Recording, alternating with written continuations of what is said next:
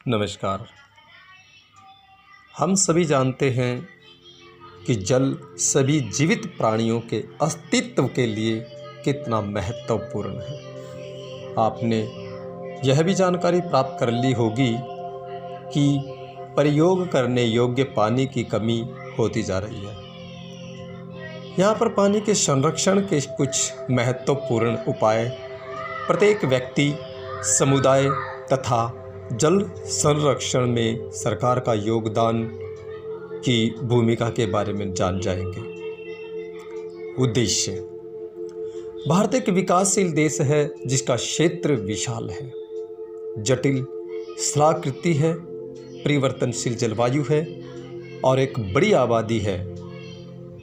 देश में अवक्षेपण तथा प्रवाह न केवल असमान रूप से वितरित है परंतु वर्ष के दौरान में भी पानी के वितरण के समय भी असमान है। जल्दी जल्दी आने वाली बाढ़, सूखा तथा अस्थिर कृषि उत्पादन हमेशा से एक गंभीर समस्या रही है। भारतीय मौसम विभाग IMD के अनुसार भारत में वर्षा के केवल 40 दिन होते हैं और फिर लंबी अवधि के लिए शुष्क मौसम होता है। भारत एक कृषि प्रधान देश है। इसका आर्थिक विकास कृषि से जुड़ा हुआ है। बढ़ती हुई जनसंख्या और परिणाम स्वरूप खाद्य उत्पादन में वृद्धि, कृषि क्षेत्र और सिंचाई क्षेत्र में वृद्धि के कारण जल का अधिक उपयोग हो रहा है। जल संसाधनों के अत्यधिक उत्पादन के कारण देश के कई भागों में पानी की कमी हो रही है। कहने की आवश्यकता नहीं है कि भारत के आर्थिक, सामाजिक तथा सांस्कृतिक विकास के लिए जल संरक्षण बहुत महत्वपूर्ण है। संरक्षण तकनीक: भारत में जल का प्राथमिक मुख्य स्रोत है दक्षिण पश्चिमी और उत्तर पूर्व मानसून। तथापि मानसून अनिश्चित होता है। वर्षा की अवधि और मात्रा हमारे देश के विभिन्न भागों में अलग अलग पाई जाती है।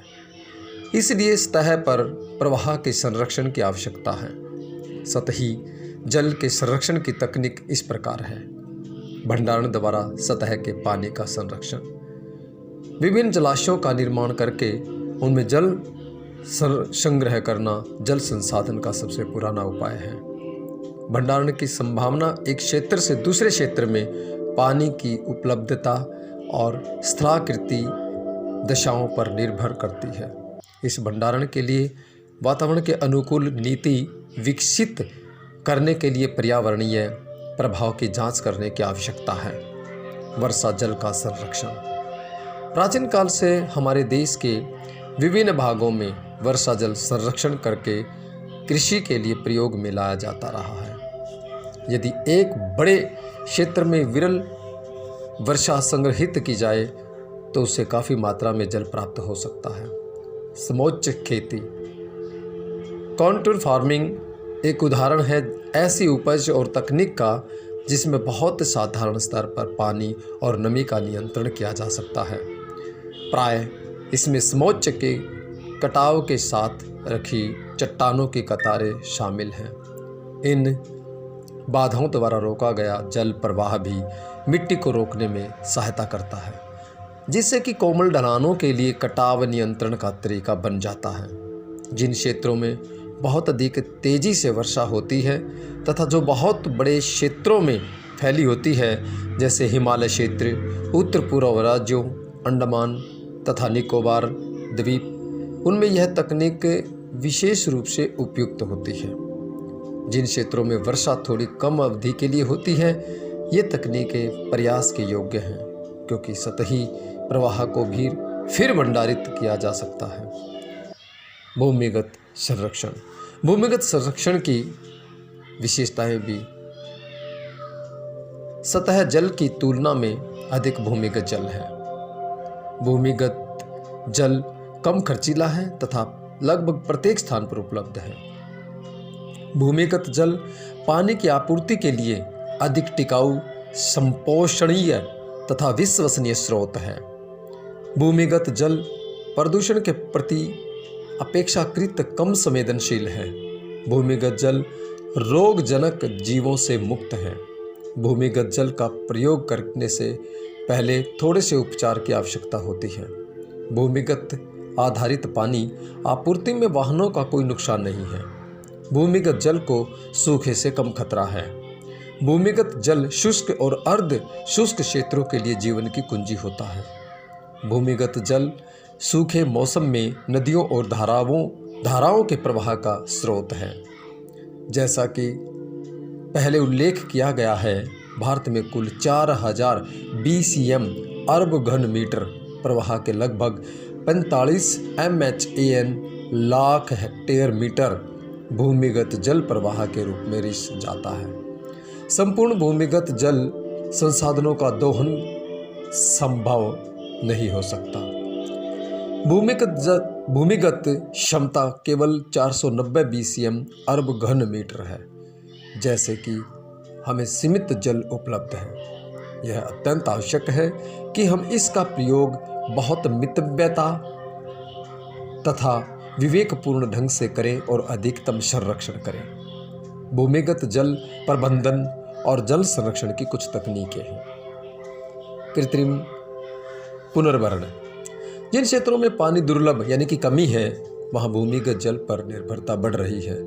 कम और अनिश्चित वर्षा के कारण जल तालिका में जल्दी गिरावट आ जाती है। कृत्रिम उपायों से भूमिगत जल को भरना ही एकमात्र विकल्प है।